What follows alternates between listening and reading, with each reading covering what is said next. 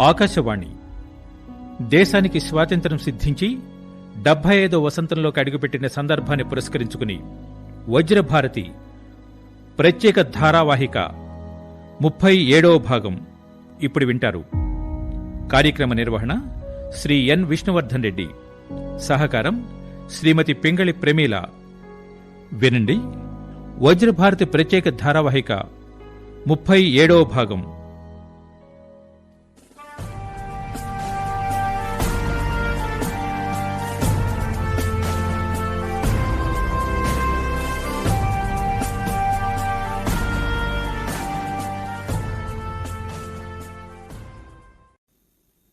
శ్రోతలకు నమస్కారం. ఈరోజు కార్యక్రమంలో క్విట్ ఇండియా స్వాతంత్ర దిశానిర్దేశం ఈ అంశం గురించి కవి, రచయిత, విమర్శకులు డాక్టర్ ఏనుగు నరసింహారెడ్డి గారి విశ్లేషణ, దేశభక్తి గీతం వింటారు. ముందుగా క్విట్ ఇండియా ఉద్యమం గురించి డాక్టర్ ఏనుగు నరసింహారెడ్డి గారు చెప్తున్న విశేషాలు విందాం. ఆకాశవాణి శ్రోతలకు నమస్కారం. భారతదేశానికి స్వాతంత్ర్యం సిద్ధించి 75 సంవత్సరాలు పూర్తవుతున్నాయి. భారత ప్రజలు అమృత మహోత్సవాలను నిర్వహించుకుంటున్నారు. ఈ సందర్భంగా భారత స్వాతంత్రోద్యమంలోని వివిధ ఘట్టాలను, సందర్భాలను, అవి ప్రజలను ఉత్తేజపరిచిన విధానాన్ని ఈ తరానికి తెలుపవలసిన అవసరం ఉంది. ఈ విధంగా మనం లెక్కిస్తూ పోతే భారతదేశపు స్వాతంత్ర పోరాటాన్ని మొత్తంగా ఏకకాలంలో మాట్లాడుకోవడం సాధ్యమయ్యే పని కూడా కాదు. కానీ ఆ సందర్భానికి 1-2 ముఖ్యమైన ఘట్టాలని ప్రతి సందర్భంలో మనం మాట్లాడుకుంటూ ఉండొచ్చు. ఇట్లా ఆలోచించినప్పుడు మనం భారతదేశ స్వాతంత్ర పోరాటంలో మహోజ్వల ఘట్టంగా భావించేటటువంటి క్విట్ ఇండియా మూమెంట్ గురించి ప్రత్యేకంగా చర్చించుకోవాల్సిన అవసరం ఉంది. ఎందుకంటే క్విట్ ఇండియా మూమెంట్ ఒక 2 లక్ష్యాలను, 2 గమ్యాలను అది నిర్దేశించి సుసాధ్యం కూడా చేసింది. నా ఉద్దేశం ప్రకారం భారతదేశంలో స్వాతంత్రం ఇవ్వక తప్పదు అని బ్రిటిష్ వాళ్లకు అవగాహన కలిగించింది క్విట్ ఇండియా మూమెంటే. బ్రిటిష్ వాళ్లను పారదోలడంతో పాటు స్వాతంత్ర్య పాలనా విధానానికి అది ఒక దిశానిర్దేశం కూడా ఆ రోజు చేసింది. ఈ దిశానిర్దేశం చేసిన విధానాన్ని మాట్లాడుకునే ముందు భారతదేశంలో వివిధ ఉద్యమాలు విజృంభించడానికి సాహిత్యకారులు చేసినటువంటి కృషి కూడా చాలా గొప్పది. ఇటు తెలుగు నేల మీద, అటు ఉత్తర భారతదేశంలో ప్రధాన భాష అయినటువంటి హిందీ నేల మీద కూడా గొప్ప సాహిత్యం, మరీ ముఖ్యంగా పాటలు ప్రజలని ఉత్తేజపరిచాయి. ఒక ప్రసిద్ధ హిందీ కవి మాఖన్ లాల్ చతుర్వేది పుష్పికి అభిలాష అని ఒక కవిత ఈ సందర్భంగా ఉటంకించదగ్గంత గొప్ప కావ్యంగా చెప్పుకోవచ్చు. ఆయన అంటాడు, ఒక పుష్పం యొక్క కోరిక ఏంటి అని. చాహ్ నహీ సుర్బాలా కే గహనోం మే గూంథా జాऊं, చాహ్ నహీ ప్రేమీ మాలా మే బింద్ ప్యారీ కో లల్చాऊं, చాహ్ నహీ सम्राटों के शव पर हे हरी डाला जाऊं, चाह नहीं देवों के सिर पर चढ़ूं भाग्य पर इठलाऊं, मुझे तोड़ लेना वनमाली उस पद में तुम देना फेंक, मुझे तोड़ लेना वनमाली उस पद में देना तुम फेंक, मातृभूमि पर शीश चढ़ाने जिस पथ जावें वीर अनेक अंटाडू. ये పథంలో, ఏ మార్గంలో మాతృభూమి కోసం ప్రాణాలను బలిదానం చేయడం కోసం వీరులు నడుస్తూ ఉన్నారో ఆ వీరులు నడిచే దారిలో వారి పాదాల కింద నన్ను విసిరేయి వనమాలి అని ఒక పుష్పం కోరుకుంటుంది అని చెప్పేటటువంటి ఒక మహోజ్వల స్వాతంత్ర కాంక్షను రేకెత్తించినటువంటి ఒక గేయం మాఖన్ లాల్ చతుర్వేది గారి పుష్పికి అభిలాష. ఇట్లాంటి అనేకానేక ఘట్టాలలో మనల్ని ఉత్తేజపరచడానికి, స్ఫూర్తిని నింపడానికి కవులు ఆ రోజుల్లో అద్భుతమైన కృషి చేశారు. అట్లా ఆలోచించినప్పుడు భారతదేశానికి స్వాతంత్రం అనే భావనని ప్రోది చేసినటువంటి సందర్భాలు 2-3 గుర్తు చేసుకోక తప్పదు. ఎందుకంటే 1905లో బెంగాల్ విభజన చేసినప్పుడు భారతదేశంలో 2 రకాల ప్రజల్ని సృష్టించడం సరికాదు, భారతీయులంతా ఒక్కరే, ఒక్క తాటి మీద ఉండేవారే అని చెప్పడం కోసం మనకు బెంగాల్ విభజనకు వ్యతిరేకంగా వందే మాతరం ఉద్యమం నడిచింది. ఆ వందే మాతరం ఉద్యమం సందర్భంగా బంకించంద్ర చటర్జీ తన ఆనంద్ మఠ్ పుస్తకంలో రాసుకున్నటువంటి వందే మాతర గీతం ఒక గొప్ప నినాదమై దేశం నలుమూలలా ప్రతిధ్వనించింది. అట్లా చూస్తూ వచ్చినప్పుడు భారతదేశం 1919 వరకు 1920 వరకు వివిధ ఘట్టాలను చవిచూసింది. ఆ తర్వాత భారతదేశ స్వాతంత్ర ఉద్యమంలో మహాత్ముడి ప్రవేశం ఒక గొప్ప ఉత్తేజకరమైన మలుపుగా మనం అందరం భావించుకోవాల్సినటువంటి అవసరం ఉంది. మహాత్ముడు ఉద్యమంలోకి వచ్చిన తర్వాత ఉద్యమం యొక్క రూపురేఖలు చాలా మారాయి. ఉద్యమం యొక్క రూపురేఖలు మారాయని చెప్పడానికి ఇంకా స్పష్టమైన మాటలో మనం ఏం చెప్పుకోవచ్చు అంటే, అప్పటి వరకు విద్యావంతుల్లో, తర్వాత పట్టణాలలో ఉండేటటువంటి ప్రజలకు పరిమితమైనటువంటి స్వాతంత్ర్య పోరాటం సామాన్య ప్రజల దగ్గరికి, దేశంలోని మూల ప్రాంతాలకు విస్తరించింది. గాంధీ గారు సత్యం, అహింస అనే 2 కూడా ఆయుధాలే అని చెప్పడం వల్ల ఆయనని ప్రజలంతా మహాత్ముడు అని పిలుచుకోవడం జరిగింది. అట్లా మహాత్మా గాంధీ ఆధ్వర్యంలో భారతదేశ స్వాతంత్ర పోరాటం 1920 నుండి వివిధ ఘట్టాలలో కొంచెం ముందుకు నడిచి, కాసేపు ఆపినట్లుగా అనిపించి, తర్వాత ముందుకు నడుస్తూ, తర్వాత ఆగుతూ, ముందుకు నడుస్తూ ప్రజలందరినీ అందులో భాగస్వామ్యం చేసుకోగలిగింది. అట్లా చేసుకోవడానికంటే ముందు భారతదేశ స్వాతంత్రోద్యమానికి అంకురార్పణ అనేది 1885లో ఏ.ఓ. హ్యూమ్ ప్రేరణతో ప్రారంభమైనటువంటి కాంగ్రెస్ ఏర్పాటు ఒక తొలిమెట్టుగా చెప్పుకోవాలి. మనందరం చాలా ఆశ్చర్యపోయే విషయం ఒకటి ఉంటుంది. ఏంటంటే, ఏ.ఓ. హ్యూమ్ మన భారతదేశానికి ఒక సంఘం ఉండాలి అని ఏర్పాటు చేసినటువంటి ఆ సమావేశంలో కేవలం 72 మంది ప్రతినిధులు మాత్రం పాల్గొని అఖిల భారత జాతీయ కాంగ్రెస్ అనొచ్చు, లేదా కాంగ్రెస్ మొట్టమొదటి సమావేశం జరిగింది. అది డిసెంబర్ 28, 1885లో 12 గంటలకు బొంబాయిలోని గోకుల్దాస్ తేజ్పాల్ సంస్కృత కాలేజీలో జరిగింది. దాంట్లో ఉమేష్ చంద్ర బెనర్జీ గారు అధ్యక్షత వహించి ఆ సంఘం యొక్క లక్ష్యాలను ప్రకటించారు. ఈ సంఘం యొక్క లక్ష్యాల గురించి మనం ఇప్పుడు ఎందుకు మాట్లాడుకుంటున్నామంటే, చాలా పరిమితమైనటువంటి ఒక రకంగా ఇంగ్లీష్ వాళ్లకు, లేదా బ్రిటిష్ వాళ్లకు, లేదా పాలకులకు అనుకూలంగా ఉండే విధంగా ఆనాటి కాంగ్రెస్ ఆరంభం జరిగింది అనేది చెప్పాలి. ఆ కాంగ్రెస్ లక్ష్యాలు ఒక 2-3 లక్ష్యాలు మనము చూస్తే వాళ్ల పరిమితుల్ని మనం అర్థం చేసుకోవచ్చు.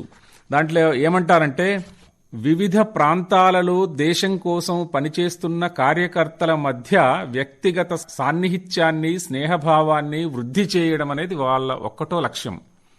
రెండో లక్ష్యం ఏంటంటే, మహాఘనత వహించిన లార్డ్ రిప్పన్ పరిపాలనలో జాతి, వర్గ, ప్రాంతీయతలకు అతీతంగా దేశభక్తుల మధ్య ఐక్యత, జాతి ఐక్యతాభావాల పురోభివృద్ధి. ఇది రెండవ లక్ష్యం. మూడో లక్ష్యం ఏంటంటే, భారతీయ విద్యావంతుల విస్తృత చర్చల ద్వారా నేటి సమాజం ఎదుర్కొంటున్న పెను సవాళ్ల పరిష్కారం. నాలుగవ లక్ష్యం, రాబోయే 12 నెలల కాలంలో దేశీయ రాజకీయ నాయకులు ప్రజా సంక్షేమం కోసం చేసే పనుల ఆధార భూమికలు, సిద్ధాంతాలు నిర్ధారించడం. ఇంత పరిమితమైన లక్ష్యాలతో 1885లో ప్రారంభమైనటువంటి కాంగ్రెస్ 1942కు వచ్చేటప్పటికి బ్రిటిష్ వాళ్ళు ఇక్కడి నుండి వెళ్ళిపోవలసిందే, బ్రిటిష్ వాళ్ళని తరిమివేయాల్సిందే అని ఒక స్పష్టమైన స్టెప్ తీసుకుంది. ఆ స్టెప్ తీసుకున్న రోజు మహాత్మా గాంధీ గారు ఒక చారిత్రాత్మకమైనటువంటి ఉపన్యాసం ఇచ్చారు.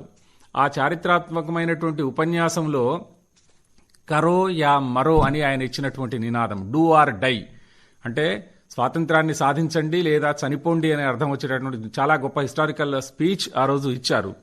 ఆ స్పీచ్కి ముందు జరిగినటువంటి ఒక సంఘటనని కూడా మనం 75 సంవత్సరాల స్వాతంత్ర్య ఫలాలని అనుభవిస్తున్న దశలో గుర్తు చేసుకోవాల్సినటువంటి అవసరం ఉంది. ఏంటంటే 1942 ఆగస్టు 8వ తేదీ బొంబాయిలో ఆల్ ఇండియా కాంగ్రెస్ కమిటీ సమావేశం జరిగింది.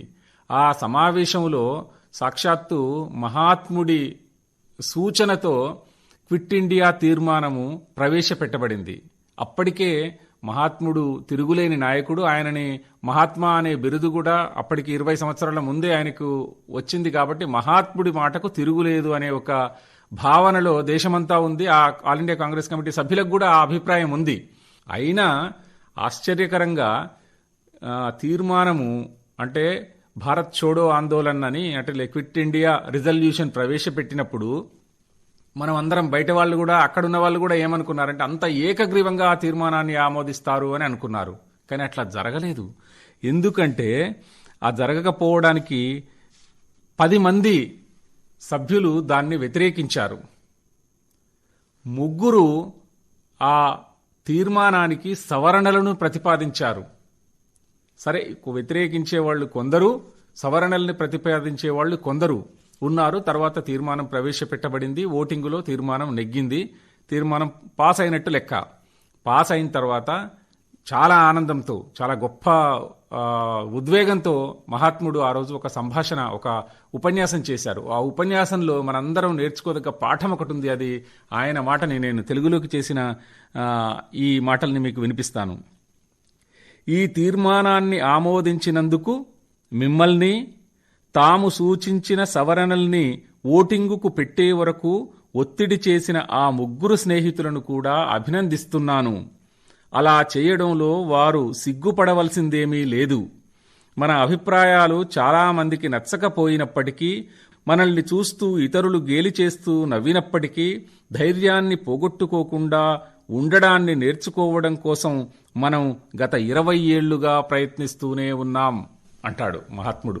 అంటే మనం 20 ఏండ్ల నుంచి ఏం ట్రై చేస్తున్నామంటే, మనం చిత్తశుద్ధితో నమ్మినటువంటి పనిని ఇతరులు ఆహ్వానించకపోయినా, మద్దతు చెప్పకపోయినా దాని వెంట నడిచే విధానాన్ని మనం 20 ఏండ్లుగా నేర్చుకున్నాం. అందుకే మనము ప్రజల్లోకి వెళ్ళగలిగామని చెప్పాడు. ఇక్కడ ఈ స్పీచ్లో తను చెప్పినటువంటి వాక్యాలను చూస్తే ఆయన మోరల్ కరేజ్ మనకు బాగా గుర్తొస్తుంది. మహాత్ముడు తన మై ఎక్స్పెరిమెంట్స్ విత్ ట్రూత్లో ఒక మాట అంటాడు ఒక చోట. ఏంటంటే, who is a real courageous man అనే డిస్కషన్ తీసుకొస్తాడు. అంటే నిజంగా ధైర్యవంతుడు ఎవడు అంటే, ఆయన చెప్పిన మాట ఏంటంటే, he is not a real courageous man who calls his brother for a fight, but he who depends upon his opinion against the whole world అని ఒక డెఫినేషన్ ఇచ్చాడు. అంటే ఎవడ తొడగొట్టి తన తమ్ముణ్ణి రారా కొట్లాడదాం అన్నవాడు నిజంగా ధైర్యవంతుడు కాదు. తాను నమ్మిన సిద్ధాంతం కోసం మొత్తం ప్రపంచంతో ఢీకొనడానికి కూడా సిద్ధపడ్డటువంటి వాడే నిజమైన ధైర్యవంతుడు అని మహాత్ముడు తన ఆత్మకథ సత్యశోధనలో చెప్పాడు. ఆ మాటకి అనుగుణంగా ఆ రోజు 1942 ఆగస్టు మిడ్ నైట్ చేసిన ఉపన్యాసం కూడా ఉంది. ఈ ఉపన్యాసం అయితే చేశాడు, కానీ ఈ ఉపన్యాసాన్ని మనం గొప్పగా విశ్లేషించుకోవడం చాలా తక్కువగా జరిగింది. అందులో నాకు కనిపించే అంశం ఏంటంటే, అది భారతదేశానికి భవిష్యత్తు దిశానిర్దేశం కూడా చేసింది. ఏంటంటే, క్విట్ ఇండియా లక్ష్యాలలో ఒకటి బ్రిటిష్ వాళ్ళని పారదోలడం అని మొదలే మాట్లాడుకున్నాం. తర్వాత స్వతంత్ర భారతదేశానికి పాలనా విధానం నిర్ణయించడంలో ఇది దిశానిర్దేశం. ఏంటంటే, ఆయన తీర్మానం అనేది చేసినప్పుడు 10 మంది వ్యతిరేకించారు, 3 సవరణలు ప్రతిపాదించారు. భవిష్యత్తు భారతంలో కూడా ఇట్లా జరుగుతుంది. భవిష్యత్తు భారతదేశంలో స్వతంత్రం వచ్చిన తర్వాత కూడా ఇట్లా జరుగుతుంది. జరిగినప్పుడు ప్రతిపక్షం కూడా ఉండాలి. మనకు సవరణలు పెట్టగలిగేటటువంటి ధీశాలురైనటువంటి మేధావి వర్గం కూడా పార్లమెంటులోనో అసెంబ్లీల్లోనో ఉండాలి అని ఆయన చెప్పాడు. కానీ ఇంకొక మాట మనం నేర్చుకోవాల్సింది ఏంటంటే, ఈ తీర్మానానికి అనుకూలంగా ఎంతమంది అయితే ఓట్లు వేశారో తీర్మానానికి వ్యతిరేకంగా ఎంతమంది అయితే ఓట్లు వేశారో వీరందరూ కూడా తీర్మానము నెగ్గిన తర్వాత ఆ తీర్మానాన్ని అమలు చేయడంలో ఏకాభిప్రాయంతో ఉండాలి అనే ఒక హితబోధ ఇందులో ఉంది. అంటే మేము తీర్మానాన్ని 10 మంది వ్యతిరేకించాం కాబట్టి తీర్మానం నెగ్గిన తర్వాత తీర్మానానికి అనుకూలంగా వేసిన వాళ్లే దాన్ని ముందుకు తీసుకుపోతారు, మేమంతా దానికి అడ్డం పడతామనడం కరెక్ట్ కాదు అని ఆయన చెప్పాడు. అందులో భారతదేశంలో ఇప్పుడు మనం పార్లమెంటులో గానీ వివిధ రాష్ట్రాల అసెంబ్లీలలో గానీ ఒక ప్రతిపక్షం ఉంటుంది, ఒక పాలకపక్షం ఎట్లాగూ ఉంటుంది. పాలకపక్షం పెట్టిన ప్రతి తీర్మానాన్ని ఎందరో కొందరు వ్యతిరేకిస్తూ ఉంటారు. అయినప్పటికీ అవి తీర్మానం పూర్తయి చట్ట రూపంలోకి వచ్చినప్పుడు ఆ చట్టానికి అందరం బద్ధులై ఉండడమే కాకుండా ఆ చట్టాన్ని ముందుకు తీసుకుపోవడం కోసం మనం ప్రయత్నం చేయాలి, వ్యతిరేకించిన వాళ్ళు కూడా అనే ఒక గొప్ప సందేశం ఉంది. ఈ సందేశం ఈ తరానికి, ముఖ్యంగా 75 సంవత్సరాల స్వతంత్ర భారత పాలకులకి కూడా ఒక దిశానిర్దేశంగా నేనైతే భావిస్తాను వ్యక్తిగతంగా. ఇట్లాంటి గొప్ప తీర్మానం చేసిన తర్వాత నెక్స్ట్ డే బొంబాయిలో ఆగస్టు 9 ఉదయం క్రాంతి మైదాన్ అని దానికి పేరు, క్రాంతి మైదాన్లో ఒక గొప్ప ర్యాలీ జరిగింది.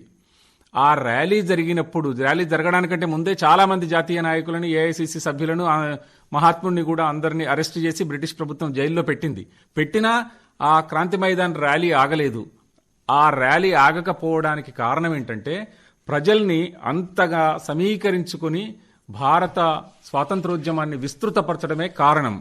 అట్లా జరిగినటువంటి ఆ క్రాంతి ర్యాలీని చూసి మళ్ళీ నేను మొదలై చెప్పినట్టు సాహిత్యోద్యమానికి ప్రేరకులుగా ఉండేటటువంటి సాహిత్యకారులు స్వాతంత్రోద్యమం నుండి కూడా ప్రేరణ పొంది చాలా పాటలు రాశారు. అట్లా రాసినటువంటి ఒక గొప్ప పాట హరివంశరాయ్ బచ్చన్ నవ్వగస్త్ అని, అంటే 9 ఆగస్టు. మనము ఇంకా మాట చెప్పుకోవాలంటే తెలుగులో ఆగస్టు 9వ రోజున అని కూడా దీన్ని తెలుగులోకి నేను ట్రాన్స్లేట్ చేశాను. అంతకంటే ముందు ఆయన ఒరిజినల్ పాట ఏంటంటే నవ్వగస్త్ క్రాంతికి ధ్వజా ఉఠి జాతికి భుజా ఉఠి నిర్విలంబు దేశి ఏక్ కడా హో సమస్త్ నవ్వగస్త్ అని ఒక గొప్ప గేయం రాశారు. ఇది ప్రజలందరి నోళ్లల్లో ఆ రోజు ప్రతిధ్వనించినటువంటి ఒక హిందీ పాట.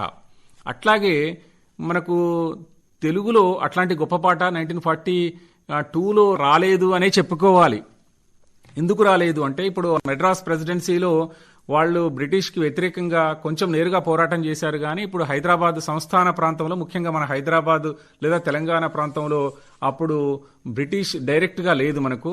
కాబట్టి ఇక్కడ తక్కువ ప్రతిస్పందన రావడానికి మనం అర్థం చేసుకోవచ్చు. కానీ అప్పుడు కూడా చాలా ఆశ్చర్యపోయే విధంగా ప్రసిద్ధ కవి వానమామలై వరదాచార్యులు ఇంగ్లీష్ వాళ్ళని ఉద్దేశించి ఒక గొప్ప కవిత రాశాడు. అదేంటంటే, పరదేశీయులు తొలగండి, ఈ భారతదేశం మా దేశం, వినండి వినండి విశ్వ ప్రజలు వీరభారత సందేశం, ఆ సేతు హిమాచల పర్యంతం భాసస్వరము మా దేశం అని ఒక ప్రాథమిక దశలో ఉన్న వచన కవిత్వంలో రాసినటువంటి గొప్ప గేయం వానమామలై వరదాచార్యులది. అట్లాంటి గొప్ప సాహిత్యాన్ని స్వాతంత్ర పోరాటం సిద్ధింపజేసింది. స్వాతంత్ర పోరాటంలో ప్రత్యేకంగా క్విట్ ఇండియా మూవ్మెంట్ సిద్ధింపజేసింది. ఇదే సందర్భంగా మనం మాఖన్లాల్ చతుర్వేది హిందీ పద్యాన్ని మొదలు పెట్టి నేను నా ప్రసంగం ఆరంభించిన సందర్భంలో దాని తెలుగు అనువాదం చెప్పి ముగిస్తాను. కోరికల్లేవు సురబాల మెడమాలలో జేరిపోవా, కోరికల్లేవు ప్రేమికుల మాలలో పుష్పమై తూగా, కోరికల్లేవు రారాజు శవయాత్రలో సాగిపోవా, కోరికల్లేవు దైవాల శిరమెక్కి గర్వమ్ము నొందా, ఓ వనమాలి నన్ను త్రెంచి విసరు మా దారి, ఏ దారిలో నడిచి బలివీరుడేగునో భరతమాత విముక్తి పోరుకై ప్రాణాలు తృణముగా భావించుకొనుచు. ఇట్లా ఒక ఉద్యమం, సాహిత్యం పరస్పర ప్రేరకాలుగా నడుస్తాయని చెప్పడానికి భారత స్వాతంత్రోద్యమం ఒక బలమైన ఉదాహరణ. చరిత్ర నిండా చూసినప్పుడు ఈ ఉదాహరణకు మరిన్ని జోడింపులు మనకు దొరుకుతూనే ఉంటాయి. 75 సంవత్సరాల స్వతంత్ర భారతాన్ని మనం స్మరించుకునే సందర్భంగా అందరం మరింత స్ఫూర్తి పొందాలి. ఇట్లాంటి స్వాతంత్ర్య మనుగడని, స్వాతంత్ర్య స్ఫూర్తిని భవిష్యత్తులో మరింత స్ఫూర్తిదాయకంగా నిర్వహించుకోవాల్సిన అవసరం ఉంది. ధన్యవాదాలు. ఇంతవరకు మీరు క్విట్ ఇండియా స్వాతంత్ర దిశానిర్దేశం ఈ అంశం గురించి కవి, రచయిత, విమర్శకులు డాక్టర్ ఏనుగు నరసింహారెడ్డి గారి విశ్లేషణ విన్నారు. ఇప్పుడు ఒక దేశభక్తి గీతం విందాం.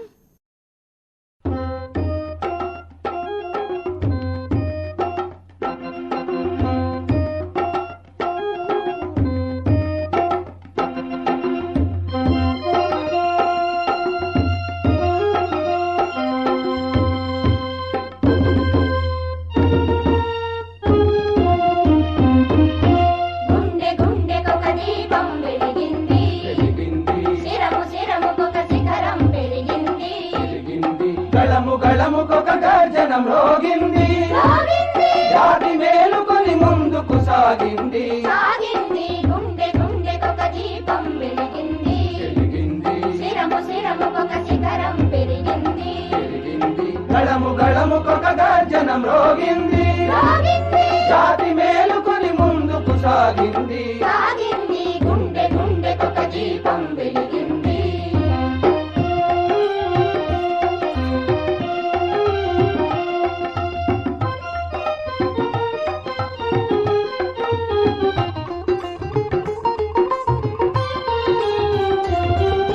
ఉత్తరాన హిమాచలం ఉరిమింది, దక్షిణాన ప్రతినాదం పలికింది. ఉత్తరాన హిమాచలం ఉరిమింది, దక్షిణాన ప్రతినాదం పలికింది. నలువైపుల కోటి కోట్ల నవ యువకుల చైతన్యం నదుల ఓలె పొంగి పొంగి పొరలింది. గుండె గుండెకొక దీపం వెలిగింది, శిరము శిరముకొక శిఖరం పెరిగింది. గళముకొక గర్జనం రోగింది, జాతి మేలుకొని ముందుకు సాగింది. గుండె గుండెకొక దీపం వెలిగింది.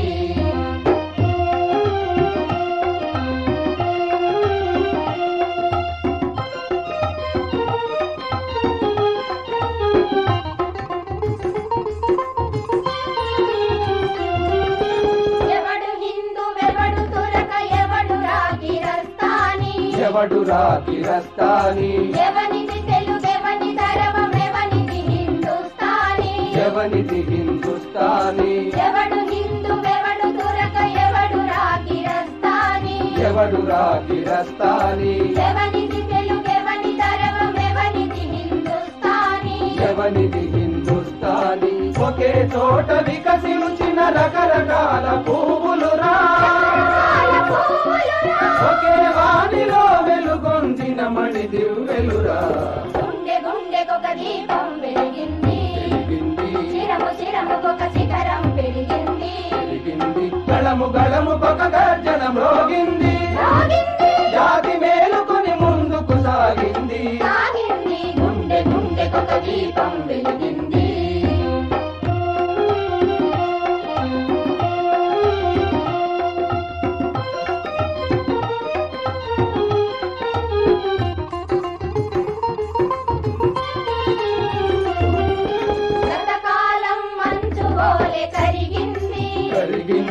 భవితవ్యం భానుని వలె మెరిసింది.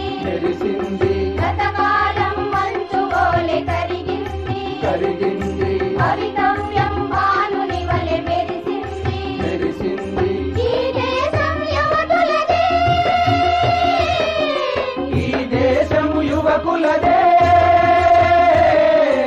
ఈ దేశం యువకులదే, ఈ దేశం యువకులదే. విజయేంద్రని ముందర నిలిచింది. గుండె గుండెకొక దీపం వెలిగింది, శిరము శిరముకొక శిఖరం పెరిగింది. గళముకొక గర్జనం రోగింది, జాతి మేలుకొని ముందుకు సాగింది.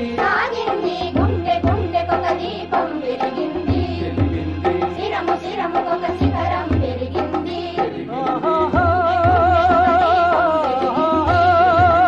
శిరము శిరముకొక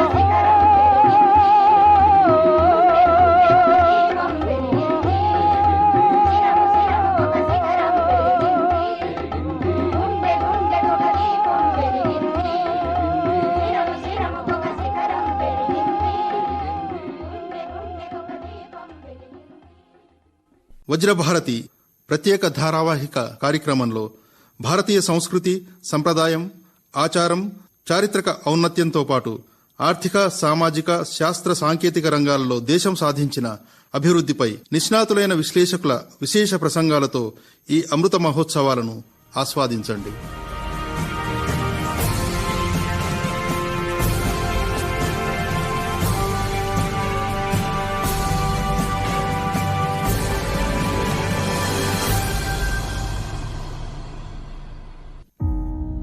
ఇంతవరకు మీరు దేశానికి స్వాతంత్ర్యం సిద్ధించి 75వ వసంతంలోకి అడుగుపెట్టిన సందర్భాన్ని పురస్కరించుకుని వజ్రభారతి ప్రత్యేక ధారావాహిక కార్యక్రమం 37వ భాగం విన్నారు. నిర్వహణ శ్రీ ఎన్ విష్ణువర్ధన్ రెడ్డి. సహకారం శ్రీమతి పింగళి ప్రమీల. ఈ కార్యక్రమం ఆకాశవాణి హైదరాబాద్ కేంద్ర సమర్పణ.